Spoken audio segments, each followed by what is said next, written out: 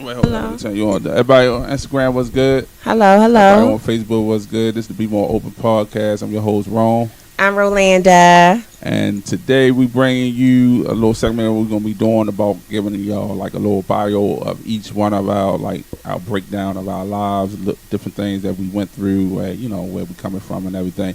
And this week is Rolanda's turn. And man, you know what I'm saying? And I'm so nervous. So Sorry. we call this episode Up Close and Personal with Rolanda Edmondson. And we were started off, you know what I'm saying? I don't know how she's going to start it off, but, yeah.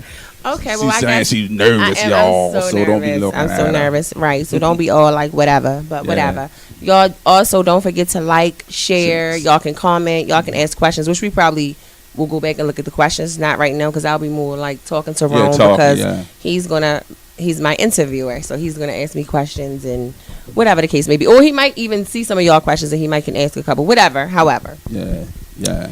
So first, I guess I'll start by saying, as y'all know, my name is Rolanda. Yeah. Rolanda Edmondson. That's my married name. What's your maiden name? Yeah. What's your maiden name? Rolanda Coker. Coker. So I was born Coker. Okay. I have one sister. Let me see. I have one sister. She's one biological sister. She's 4 years older than me. I have three brothers, two by my mom and one with my father.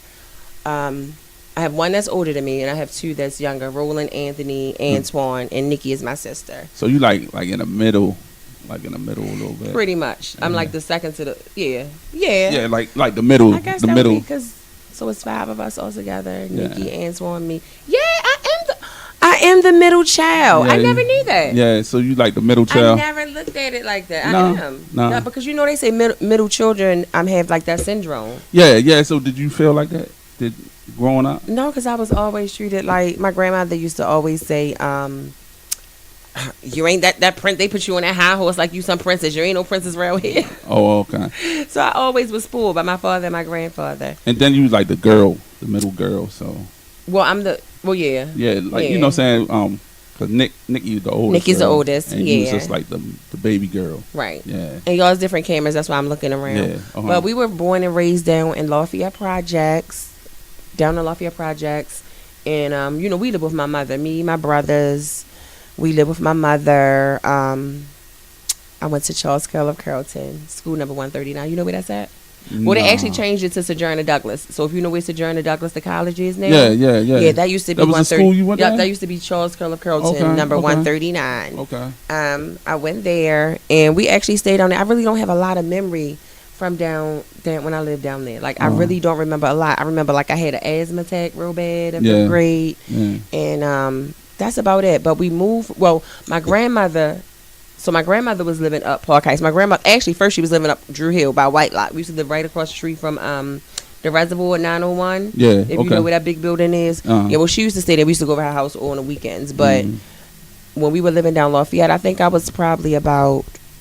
Actually, I was just leaving 5th grade. Yeah, I was going into 6th grade, and a guy got killed in our house. Yeah, a guy got murdered in our house, and I think that too probably played a little part in traumatizing as far as with my brother, because I think he's seen it. If I'm not mistaken, if he didn't probably see the actual shooting, but we all saw the dead guy laying there. But whatever the case may be, they came and got us up out of there, and we started staying with my grandmother. Okay. Because of course, back then my mother was in the streets. She was living a street life back then. Yeah. And she's been clean out, thank God, for about 14, 15 years, if I'm not mistaken, like 14, 15 years. So how was that whole thing? Growing up like with a parent that was like, on drugs and stuff like that, chemical dependency. But what's so crazy? I've never ever saw her get high. I never ever saw her. You seen the effects of it, but no. I think the only effects, and I'm being open. This be more open, so we can't expect y'all to be open if we can't be open. So I'm just being honest. No, not trying to anybody name I bring up. If it was part of my life, it was part of my life. I'm telling my story. Yeah. So no harms or no disrespect to nobody. But so I didn't. Okay. I remember when I got into the hospital, there was an incident in the hospital when I had an asthma attack, and it was like my father and my grandfather came and They had came and they had gave me money. Like, they left money for me to get to, like, a fruit basket or whatever. But long story short, I think my mom had took it or whatever and used it for something else. Something else, yeah. And my grandmother came and she was arguing and she was fussing and really going off or whatever the case may be. And so until she would say things, that's how you would know. That my grandma, that my mother was using. But I'm just saying, like, as looking back now, do you like kind of like see some of the stuff, like if you remember your childhood, like at first you didn't know what was really going on, but like you look back now, you see certain things. No, and I swear, and I thank God for that though, because it's like I never saw. And give me kind of like an example. No, I'm just talking about like far as the behavior, like no, like the thing about like once you did find out that your mom's had a chemical, dependency. Did you like see now like that's why the situation was like that, or like even for the murder in the house, far as like the did you see different people and stuff? I did. So I can say that I did see different people and stuff, and so it was like I always knew the people down the hall from us used drugs. I never knew that, but they were my mother friends. And you never connected. I never. And I'm telling you, we never. And if y'all think about it, well, I don't know how other people lived back then. So that was maybe like in the early 80s. I don't think we really was taught much about drugs. I don't really remember even knowing much about what drugs was back then. To be honest, I was so sheltered. Stayed in the house when we lived down Lafayette Projects for the most part. My grandfather, my father, and my grandmother, like they would come get us every weekend. Every week during the week, my grandfather would always come over. Like we now that's something we look forward to. Okay, so I guess living in but didn't know, because then I'm thinking about it. All we knew was the project, so I didn't know what anything else outside the project looked like. Yeah, because like we grew up and I didn't even think it was. You know what I'm saying? Right. You know what I'm saying? Until like you know what I'm saying? I got older. Right. You know what I'm saying? Then that's what it explained to me. You know what I'm saying? To the different things. The reason why I was saying that was like I look back on a lot of stuff that like when I was growing up. And I like piece it together and see, you know what I'm saying, certain stuff. Oh, that's why that was, you know what I'm saying. I may have to do like, that, you know because I never really. Yeah, but when you're a child, you don't really, you know what I'm saying, you don't really. But I do remember like little certain times when we were left in the house by ourselves. Okay. You know, late at night. Yeah. I do remember those times. But for the most part, I don't remember nothing, because, you know, it was like we always ate. We always had night, you know, was clothed well. Like we was always taking care. We never went without. Okay. So I don't know if that was due to my grandmother being the overseer of my mother and making sure, but that was one thing we was luckily and had a blessing. But once that guy got killed, that's when we moved. I was going into 6th grade because I was supposed to go to Lombard, but I ended up going to Green Spring. So that's when I moved up to Park Heights area. Oh, okay. And what year was that? That was I want to say 80. Wait a minute. Before I want to say maybe like, let me see. The streets was born in 89. I want to say like 90. Oh, 90? Yeah, like 90, because I graduated 89, 90, because I graduated, I think, 6th grade 93, 93, 94. Okay. Yeah, so I ended up going to Green Spring, and you know, that was kind of hard living with my grandmother, because we lived in the Edgecombe Apartments, and it was I know what that all is. four of us. Nikki always lived with my grandmother. She like, and I always used to be. Now I ain't gonna say no, I wasn't jealous, but she always had. Being older now, looking back, she always, I felt like, had that better life, because she lived with my grandmother. My grandmother had hella money. Like, you know, she was financially stable. Yeah. She was, you know, she was good. My grandmother was like middle class living in a project. Okay. Back in that. It's real stuff. Yeah. Like she was, and Nikki always lived with her, which I never really knew that reason and why, because they used to live 3 doors down from us. Nikki and my grandmother. Okay. And we lived like 9B. They lived like 9E. Okay. And I don't know. Yeah. But moving over up Park Heights, you know, once I got older, around that age, it was like that my grandmother got sick. My grandfather, you know, kind of got sick. My dad had passed when I was in 8th grade. I was 13, and that was like very devastating for me. He died from kidney failure. Oh, damn. And I was a daddy's girl, like a daddy's girl. And he passed, and once that kind of happened, I think my mother was, my mother was around during that time. But I ended up running the streets. That's when I used to go, like I used to club all the time. Yeah. I used to just run the streets. We would walk up and down Park Heights, Wiley, Warbass, Sequoia, across the tracks. Like I really had no guidance. Okay. But at the same time, during those years, I never smoked. I never was a drinker. I never did none of that stuff. I went to school. I finished school. I graduated from Northwestern High School in 98. Yeah. What else? I met Aaron. That's my husband. I met Aaron. Actually, so Nikki was going to Coppin. Nikki went to Coppin State College. She was going for RN. Yeah. And she was staying in they was using those apartments down there as like dorms. Okay. Or whatever. Okay. And Nikki was staying down there. So that's how I met Aaron, my kid's father. And excuse my voice, y'all, I got a little cold. Met Aaron. We were about 14, 15 years old. I think 14, 15. We got married. We had our first child when we were... How old you was when you got married? 21. You was 21? Okay. 20. 20? I was 20. I turned 21 that year because we got married in April. I was 20. He was 22. Okay. We was young. And it was like he came from that home where I always looked at them as the Cosbys, the Huxtables. Oh, the Huxtables? Okay. Yeah, because it was like his mom, his dad, they had great careers. You know, they were middle class. Okay. Actually, they were middle class. And it was like a whole different life. And I think, honestly, being a part of that family at such a young age really is what changed me and kind of grew me up because they were different. You know what I'm saying? They sat and ate dinner together every evening. Okay. You know, mom and dad had great careers, making, 6-figure jobs. Yeah. They went on family trips like every weekend. You know, they did all of that, type of stuff. And that was like coming across the tracks like, whoa, what's this? Yeah. Like we had, but it was never to that extent. And they like really had like the family values. Like, all of that. All of that. Uh-huh. Everything was like very family oriented. They did everything. Just totally something that I wasn't used to. Okay. They even the ones got me wearing shoes and dressing up. Like I would never dress up. I was a sneakerhead. Yeah. Okay. Yes, they got me dressing up because it was like they was so. And they still are. My mother-in-law passed away. Rest in peace. Yeah. But it was just different. It was different, and we was together. We was married for. It's a lot in between. Like I went through so much being married. We got married in 2001. And of course, there was infidelities on his end, on my end. Yeah.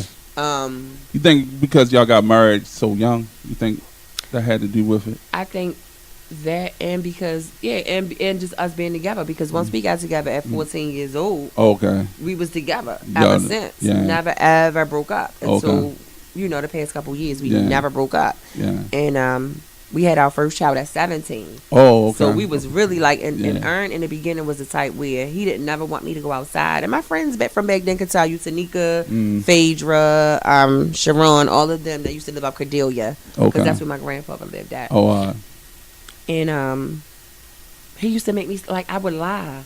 I would have to lie to go outside with my friends. I would like tell him, oh, I got to take my grandfather somewhere. Or, oh, I got to do something for my grandmother or my grandmother. Like I would have to lie to go outside with my friends because he didn't want me outside with them at all. So you think that play a part, like I guess in y'all like the infidelities and stuff like that? Because you know what I'm saying? Because I guess you felt like you was young, and it's like you felt like being tied down, and then like this guy like is becoming like a father figure, like more like a parent than than a mate. Right. You know what I'm saying? And I never, until you said it, I never looked at it like that. That could very, like in therapy, I could probably, that could be very well. Why? Because we were together. We never had a chance to have outside relationships because if we were messing with anybody, it was probably some sneaky stuff. Especially then we got married at 21, and that was something that, because everybody in his family is married. Okay.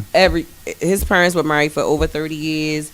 Their parents was married. His so that was like just married. Instilled in him. Exactly. And his mother always used to talk, because I started staying with them. Like, go back a little bit further. While I was staying with my grandfather, just always, like, he was always this helping person. Like, he would take anybody in off the street. So, like, a lot of these guys that he was taking care of were like really drug addicts. I'm sorry, not drug dealers.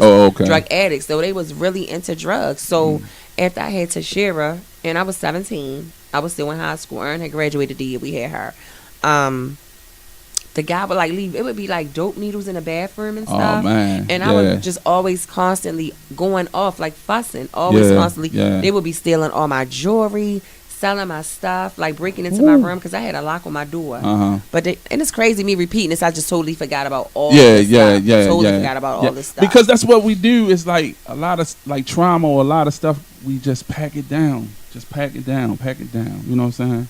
Pack it down. That's crazy because I never thought about none of this. I forgot about all of that stuff. Yeah. But when that time, I don't even remember seeing my brothers, but I have wrote a letter to Aaron's mother and father, like, we wrote this long letter talking about how we have the baby and we don't want her getting infected by these drug needles that's laying around and this, that, and the third. And, but it was true. It was true, though. And it was true. Yeah, it was. And, true. they pulled me up and they just told us, like, we going to let you stay because, that's our grandchild and we care. And, of course, they loved me as well. But true. They didn't agree with that. Like, and I think that's where I get that from. They didn't agree with that shacking up, you're not married, laying up, you're not married and stuff. No, they didn't really agree with that. But they let me stay there. So that's how I ended up staying with them. Okay. And but I know that was probably like really like traumatizing as being a teenager. Like, you feeling supposed to be safe in your home and, and I understand he's trying to help people out, but, but didn't know the effects of, bringing these type of people around. It didn't matter what I said. I would tell him, I would complain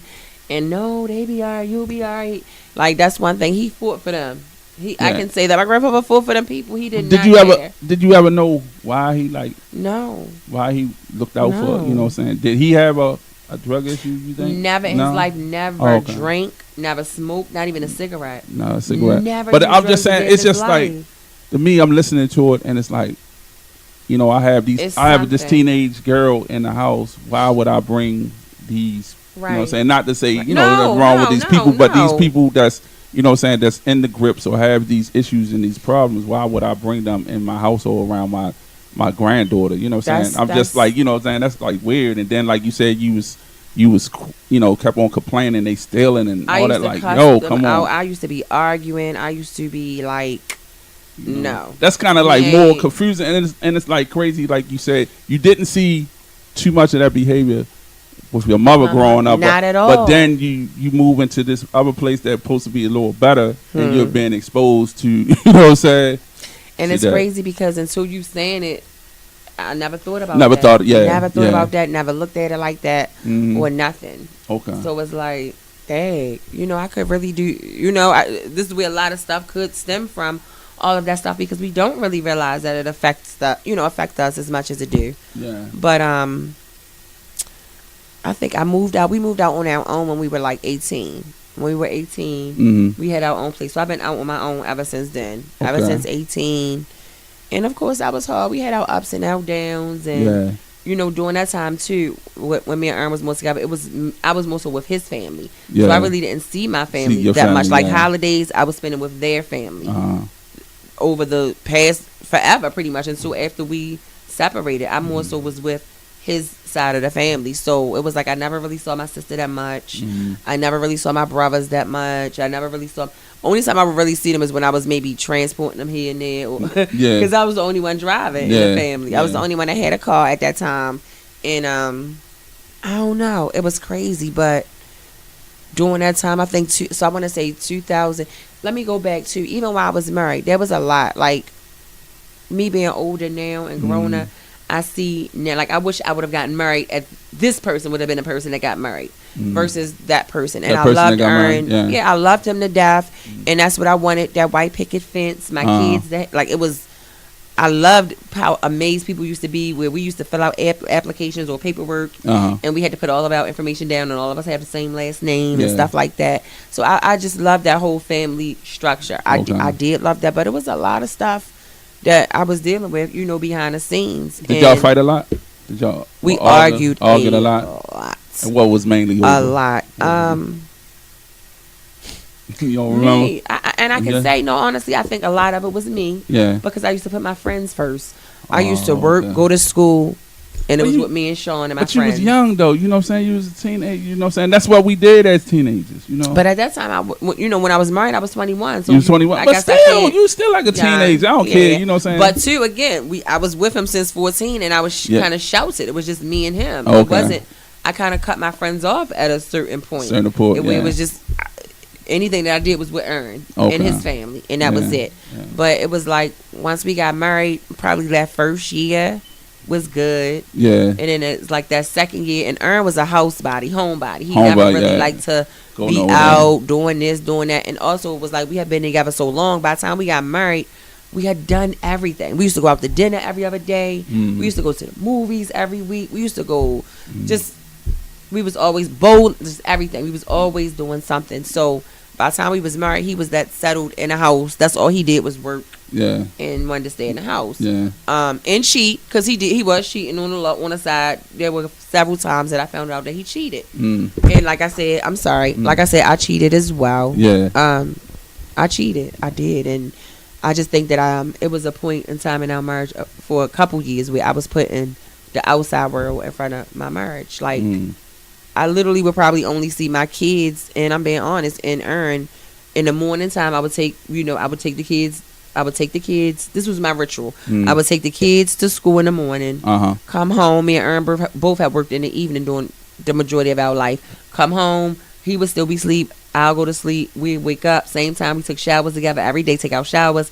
I would take him to work, pick the kids up, drop them off at my mother-in-law house. Yeah. Sometimes I would go to work. Sometimes I would call out. I would be hanging in the street. I would lie, tell him I'm at work, but I'll be out in the street running around. Yeah. Anytime my friends called me, I'm going. It could be 3:00 in the morning, married or not. I'm going. Yeah. And he would be, like any husband probably would be, but I didn't see it like that. The way that I did. I didn't cater to him like I should have. Yeah. I mean, like I know the role that I played, but again, we was young, and there's no excuse. But the things that I know now, I didn't. Like I didn't. He was, and Ern have OCD, so he cleaned. He did most of the cleaning. Well, no, I did most of the cooking until the situation happened with my vision, and I'm gonna get to that. But I don't know. I don't think I was the best wife I could have been. Well, I'll put it like, I'll just say, like, by y'all being real young, you know what I'm saying? When you real young and you in a relationship, you really haven't been seasoned, haven't been through, you know what I'm saying, life and stuff. And it's like a lot of stuff. I've never seen it on my end. And not in my family, not on my side. Nobody that I knew was married. And the thing about it, too, is like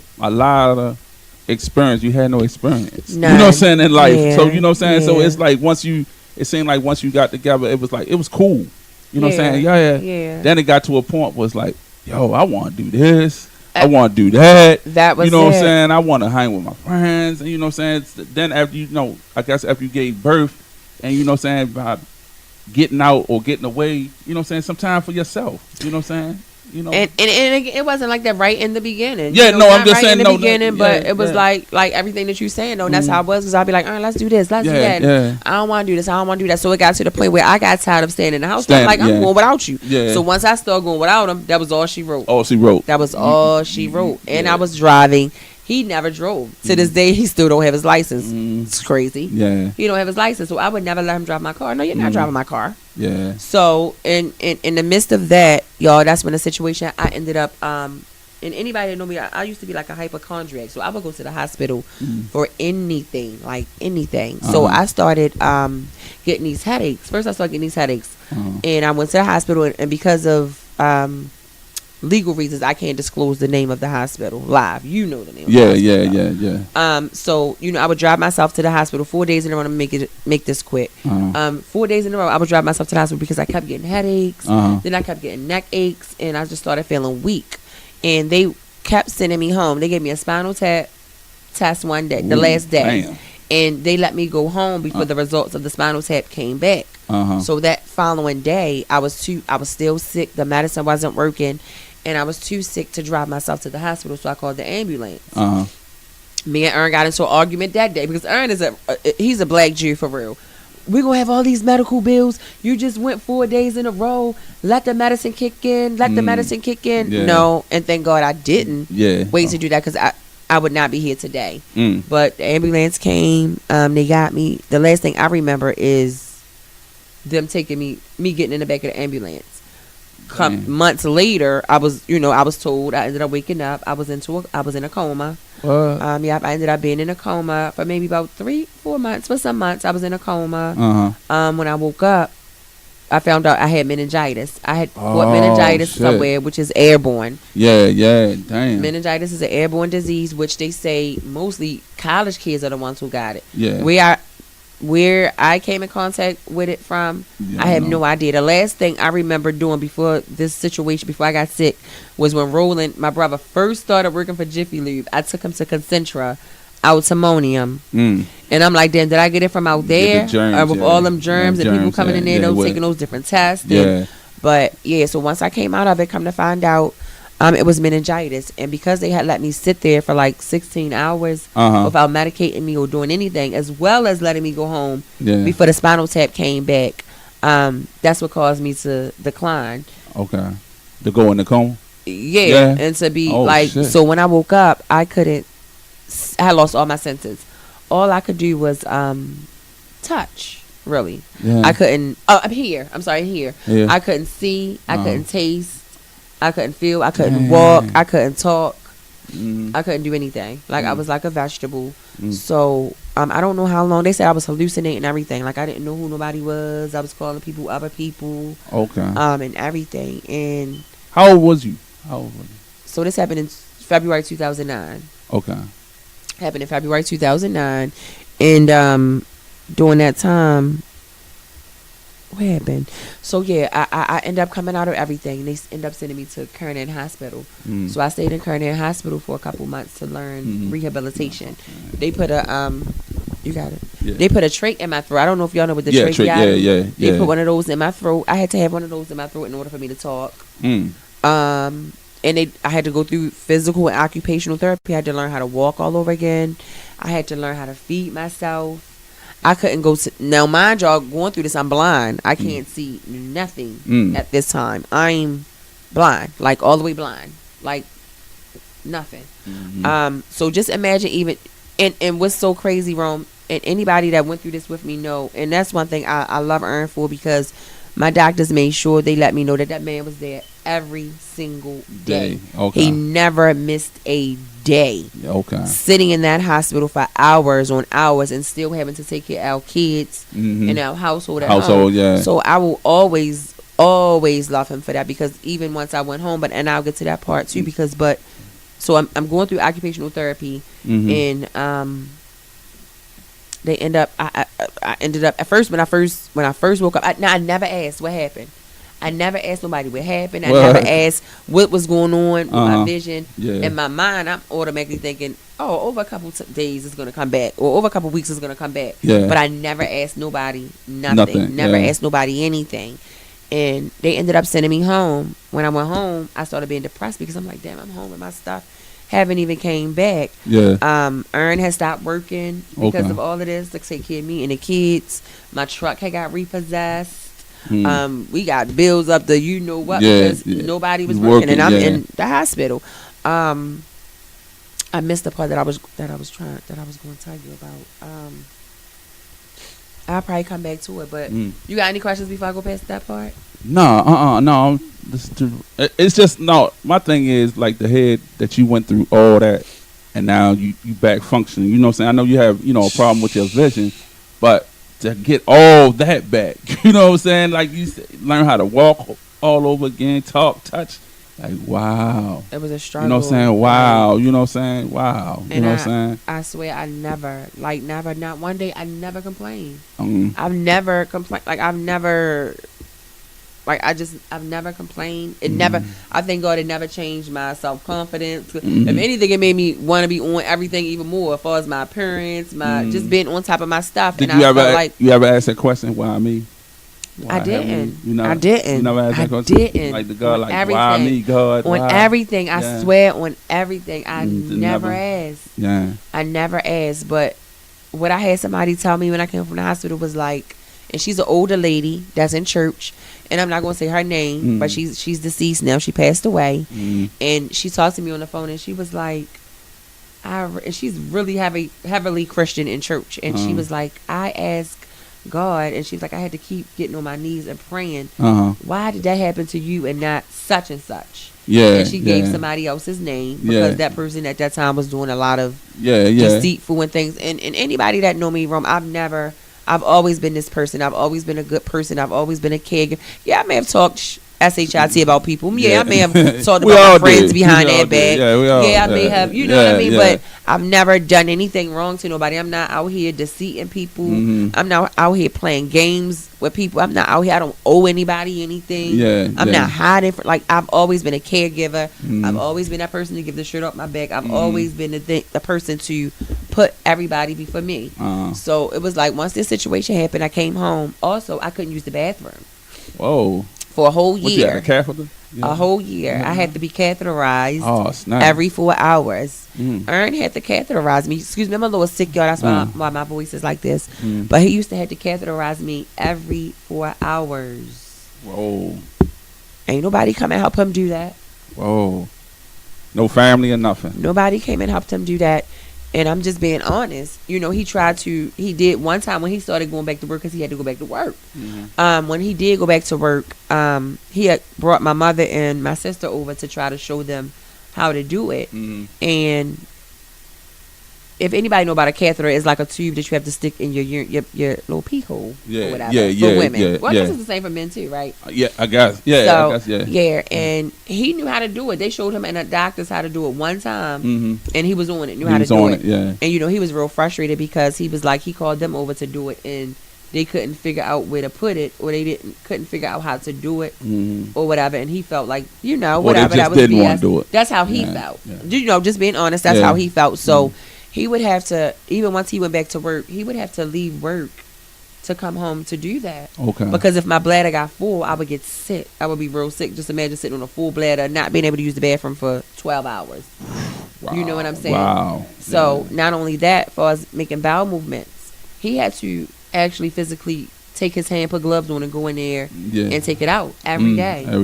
Every day until my body got back to normal functioning to be able to use the bathroom on my own. So it was a lot. And just saying all of this now, it's like I can, not no excuse, and it made me want to cry, but like it's not no excuse why he cheated. But I can see that's a lot, for a person to have to, a human being to have to go through to take care of somebody else. Like, I'm about to cry. Like, that's a lot. Yeah, that was a lot. That's a lot. And it's like during that time, that's when I found out that he was cheating again. And oh my goodness, like he was cheating again. And this time he was bringing a lady into our house. Wow. Like he was bringing her downstairs in the basement. We never, of course, because my vision was messed up. I never went downstairs anyway. I never would go in the basement.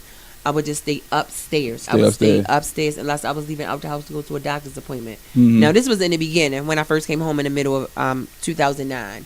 And I found that out. And I was crushing. When I tell you that changed everything for me. It changed everything because I felt like not only were you cheating on me, which, okay, we've had infidelity issues in the past. Okay, Mike could have gotten over that.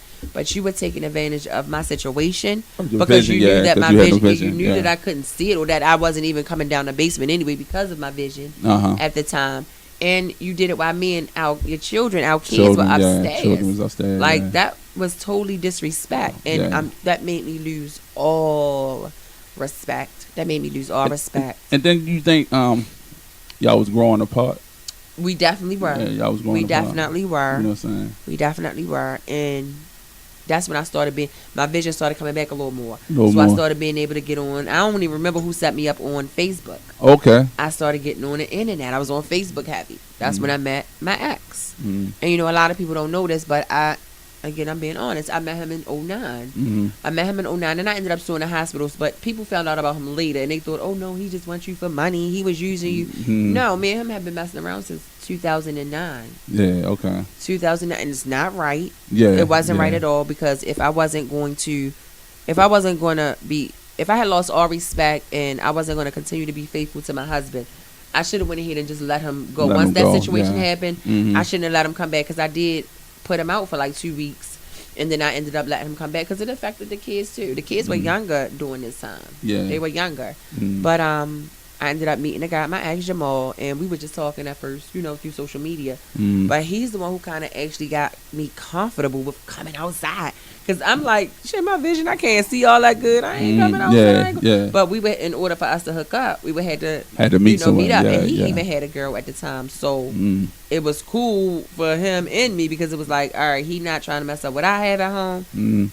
I'm not trying to mess up what he have at home, because in my mind, I'm not leaving my family. I'm not. Even after all that he did, it was in my mind, I'm not leaving my family. I'm not letting my family go.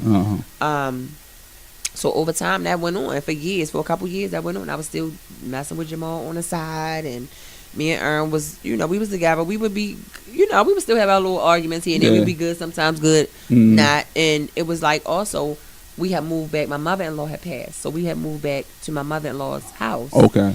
So during that time, Aaron was more about his friends. It was like his friends drink all day, play the game all day, all night. Never know Rolanda for real. Yeah. Ever. So it was extra me doing my thing. I was still messing with Jamal. All these years have passed. 2009, 2010, 2011. And I started getting better health-wise. My vision started getting a little better. Me just being mobile and doing my own thing on my own. It happened. And I ended up settling with the hospital. Okay. For around 2014-15. Yeah. Settled with the hospital and, received a nice penny to make sure I'm good for the rest of my life. Yeah. And I invested a lot of that, but I also bought my first home. We paid $250,000 for our first home. We moved out there. It was all good. Yeah. I was doing I was good. And I was, I had this, I had that. I'm starting my own business. I'm still messing with Jamal on the side. Yeah. But at the same time, me and Ern he's starting to notice little things. Where you going? What you doing? Where you been at all night? Just look. Why me and you can't go out? Why you going there with your friends? Or why me and you can't do this? And but that was a lot of things you was asking before. Asking him, right? Absolutely. Yeah. Okay. Absolutely. Okay. Absolutely. And I never forget. One year, I think it might have been 15 or 16, we were supposed to go on a boat cruise. Now, my thing with the boat cruise, Aaron's father had booked this boat cruise. I never really wanted to go on a boat cruise. Now, his father straight remarried this white lady after their mom passed away, that's another story. In itself. Yeah. In itself. Okay. I wasn't going. I didn't want to go with them on this trip. Yeah. Aside from that, and again, I'm being honest because I'm. Yeah, you was doing your. I'm confessing. You was doing your.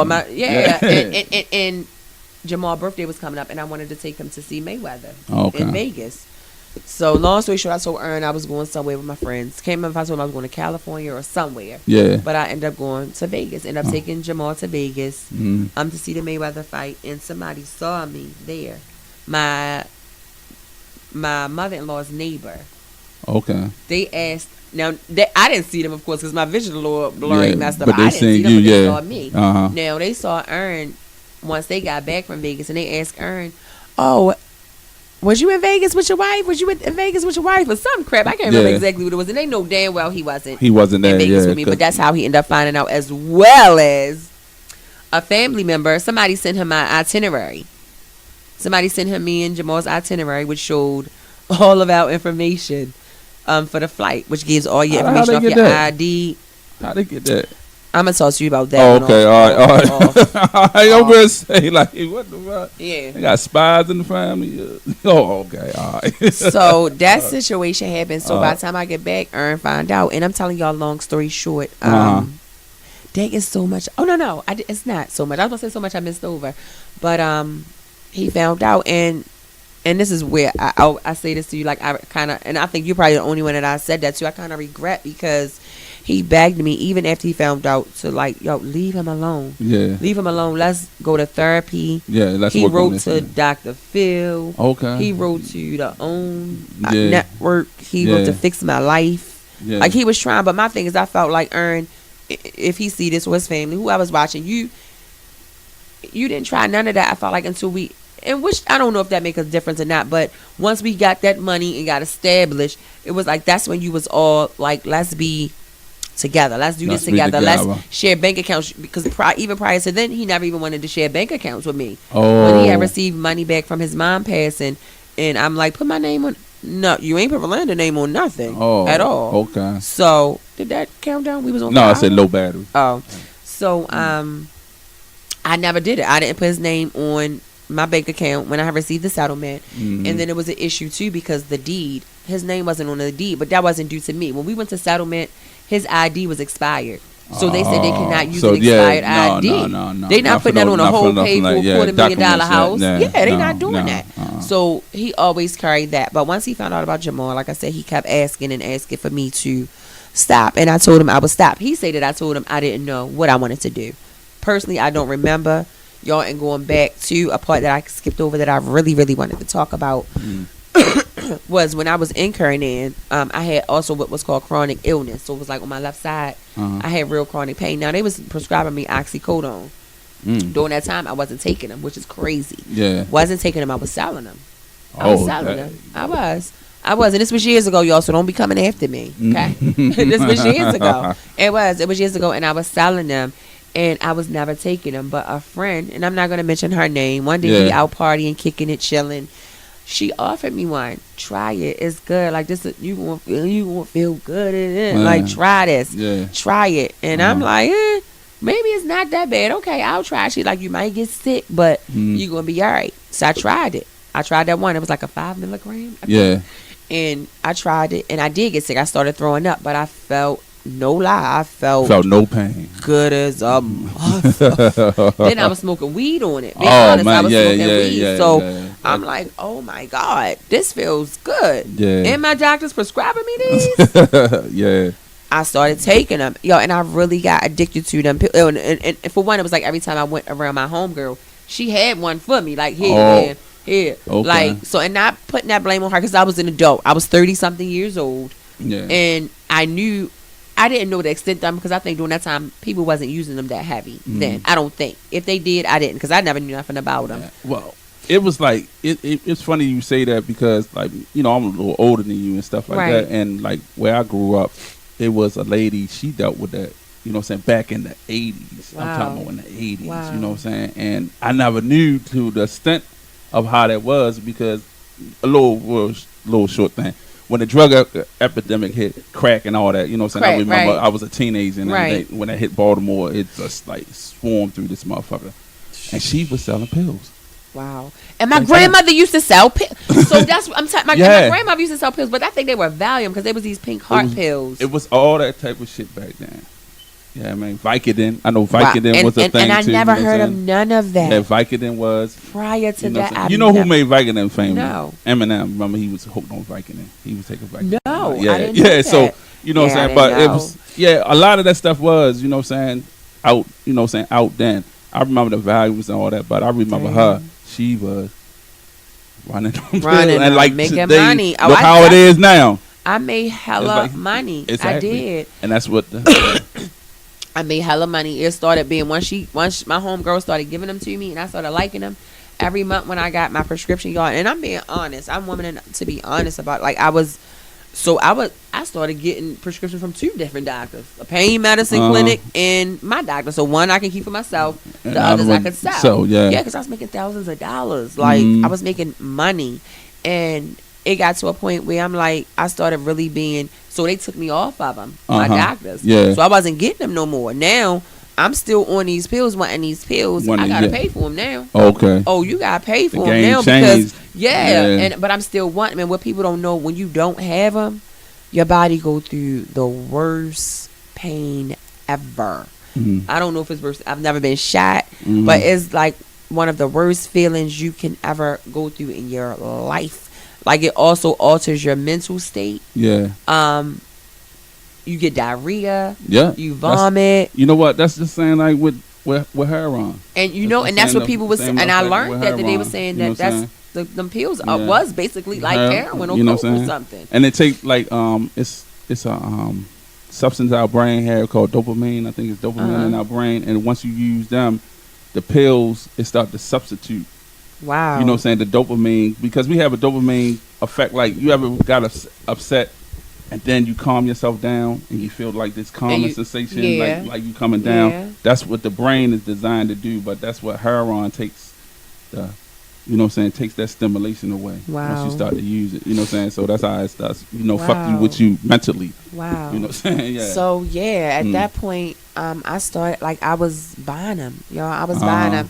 I was buying them off the street, and it was like nobody knew. Now, not that it make it better. I wasn't using 60, 70, 80 milligrams a day. I would take one in a 10 milligram in the morning, a 10 milligram in the midday, and a 10 milligram at night. Okay. I couldn't sleep if I didn't have them. Damn. I couldn't function. Yeah. And it had got to the point where I had to take the pill in order to feel normal. It gets to a point if you're taking them like that. Yeah. In order to even feel normal, you have to take it. Yeah. And I had to. No, I looked myself in the mirror one day like, no, like what am I doing? Like what am I doing? I'm spending $100 and something a week. Like what am I doing? Yeah. What am I doing? This not me. Yeah. And I also honestly, Rome, going back looking, it's like, damn, is that also what kind of like altered my judgment, because I go back to the point of where I let my husband, where he found out about Jamal, and he didn't want me to, he wanted me to stop, and he said I wouldn't. I don't remember telling him I don't know. God, I don't remember. I can't even see me saying that, because in my mind, I was never letting my marriage go. I wasn't, no matter what, because at this point, we've been married for 14 years. 15 years at that point. So I'm like, damn, is it because I was taking them pills? I don't remember. I don't remember. And I allowed him to walk away. He left. He was so hurt one day, he walked, like damn near ready to walk into traffic. Damn. He walked, and I let him go. I didn't go back after him, not once. Not once. And just looking back, is like, damn, was it the pills? Because I swear I don't remember. I don't remember, but I ended up going to a clinic, stressing to this doctor. I need help. Like, this isn't me. This isn't me. This isn't me. Like, I need help. Y'all need to do something. And I ended up getting help. You know, they ended up giving me this little going through this little program or whatever. And that shit helped. Like, it helped. And I'm just telling y'all, our kids, not our kids, because I know the seriousness of it. I'm on my children. We need to stay on our kids, because these pills are out there heavy. But you know what? Heavy. The thing about it, though, is like you and a million other people, that's how it starts. Like, it's being prescribed to you. And I feel like it's set up. It's set up for us to be that way. Because they would even ask my daughter, I can call her on the phone for y'all to share it. One day, we took her to the ER for something. I can't remember if it was her knee. Something that happened, but it wasn't that major. They prescribed her. I said, no, tear it up right now. Tear that prescription up right now. You're not taking them pills. Motrin. And she took Motrin, and they helped her. Why are you prescribing her those pills? When there's other things that can take that pain away without causing you to be addicted to them stuff. Them things is killing people. I know people that done died, had heart attacks, and I just thank God that I had the strength to be able to walk away. That could be a show too. I want to really get into that, because it seems like that they do prescribe. Because my wife had something was wrong with her, and they gave her this pill. She was out for a whole damn day. I'm telling you, I was scared as shit. Yeah, you'll sleep. You'll be nice, and it's not worth it. It's not worth losing your life. And I just thank God. I'm telling you, if I don't remember me telling him that, it's like, damn, what else decisions have I made that I don't remember? I know, that's wild. You know what I'm saying? That's wild. So it's like you blacked out a little bit. I mean, because he keeps wearing me down, Rolanda. That's the only reason why I left, because I told you to leave him alone, and you kept saying, you don't know what you want to do. You don't know if you want to leave him alone. You don't know. I don't. On God, y'all, I don't remember saying that. I would never. I feel like I would never say that. I'm not saying that to my husband. What? No. But he might. I don't think he lied, because he probably wouldn't have walked away. And then from that, like, we was living this great life. Dang. And he walked away, and it's like now. And you know, I know we've been on for about an hour, y'all. I can get into more part 2 if you want to do that, or if you had any more questions. No, it's before I get into a lot more, because I have a lot more. It's just like, I mean, like, as far as knowing, you know, saying the condition, you know, the meningitis and how it had you, and like now for me knowing you, like, if you didn't tell me some of this stuff, I wouldn't never knew. You know what I'm saying? Even with your vision, you know what I'm saying? I wouldn't never know, you know what I'm saying, that, you know what I'm saying, something was wrong with your vision. And for you to come back from that, you know what I'm saying? That's why I go so hard. That's truly God, you know what I'm saying? To come back from that and to be where you at today, you know. Reason why I asked that question, because I even be like that when certain things happen to me, and I imagine if something like that would happen. Like, God, why me? You know what I'm saying? And I honestly haven't. You know I haven't. And you know what's so hurtful about the whole situation is I don't really have the support like I should. I don't have, y'all see me put on Facebook, I am my team. I am my team. I am my team. And when I say support, because if something like this would have happened to one of my family members or even a close friend, y'all can best believe in anybody that's questioning, y'all know I will. I'm on it. If I'm capable. Oh, I'm on it. I'm on it. You ain't got to ask me to do nothing. I'm checking on you need help with doing this. You need help with doing that. You need help. And you know what I told you again last night, I think what you said to me like last year kind of makes sense. I think I make it look so easy. So people feel like I don't need the help. But I need help with a lot of things. I need help with certain things. And you know what I'm saying? Because it's a handicap. You know what I'm saying? It's like, you know what I'm saying? It's because whether I want to admit it or not, it is. It's a handicap. You know what I'm saying? It is. Because you know. A lot of people didn't probably watch, and y'all don't know. So I do have blurred. You know, my vision is blurred. I have what they call, it's called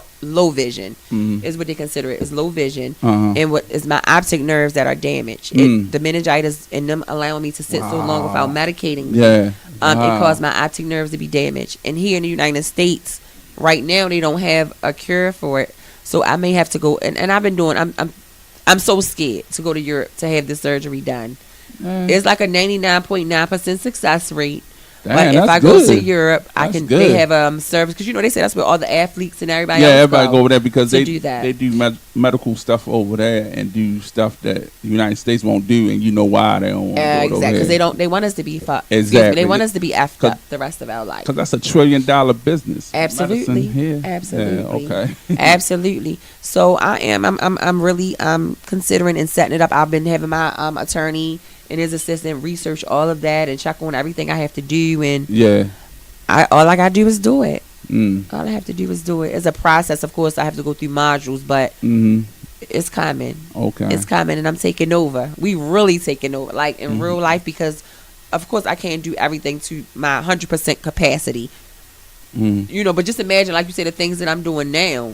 That you doing now? Just imagine. You know what I'm saying? Just imagine. My grandfather made a statement like 2 weeks ago before he got worse than what he is now, when he was more so talking, and he was that he called me Landy. He like, Landy, if your vision was all the way good, I think you would be running Baltimore City. Okay. But it made me feel so good, because I am so passionate on my grind. Like I do what I gotta do. Like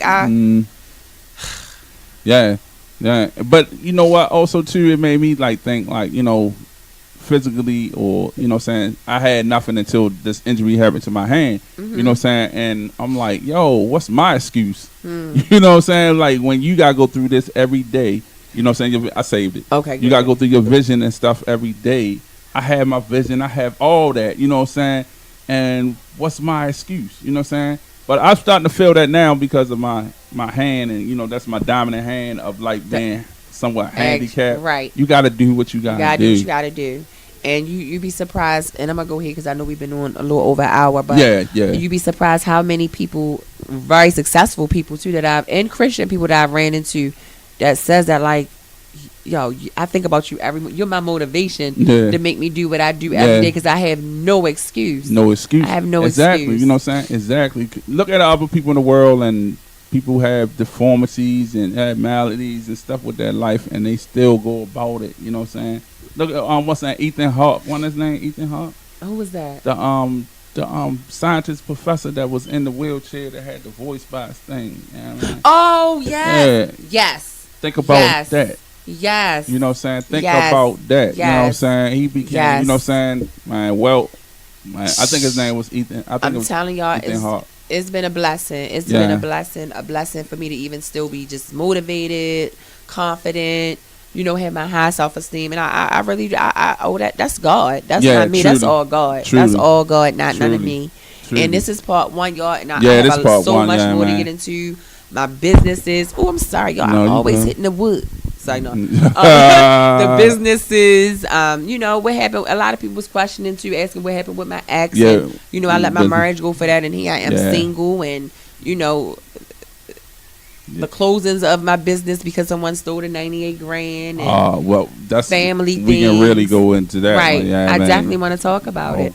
So y'all stay tuned. Y'all like. Y'all share. Y'all comment. If y'all have any questions, y'all can ask, and I'll definitely go look back over them and ask if there's any and answer anything. Yeah. Be sure to subscribe to Be More Open podcast on YouTube, on Blogger. Oh man, it's a whole list. Tumblr. Castbox. Check us out on Castbox. We just got on that Mix. We on a lot of stuff. All man. I'm gonna have social media everything. platforms y'all go look for. We can probably make a list, Ron. We gonna make a list. Twitter. We on Twitter. Y'all go follow us on Twitter. Yeah, follow us on Twitter and subscribe to us on Facebook. And we gonna bring this part 2 back. With Up and Close with Rolanda. We gonna go into some more. We had a late start today. Yeah, thanks to me, y'all. I'm sorry. No, everything happens for a reason. You know what I'm saying? We had a late start, and we're going to go into it. And thanks to everybody tuning in. We have another episode that's going to drop tonight. It was called Heat Motions that we done like a while ago, about almost a year Good ago. content. Y'all gotta watch it. Like, share. Make sure y'all like and share that. It's gonna be awesome. Yeah, we're gonna drop that, and also this episode is probably gonna air probably sometime tomorrow. We're gonna have it. It's gonna air. So if you missed it, you'll see it again, and plus a replay on Facebook. On Facebook, yeah. On Facebook, and also she's gonna screenshot it. It's gonna be on Instagram. You'll see it on Instagram. So if you miss it, you know what I'm saying, we're gonna replay it. But look out for part 2 of Up Close and Personal with Rolanda. I'm your host, Rome. And I'm Rolanda. Thank y'all. And it's the Be More Open podcast. Thank you.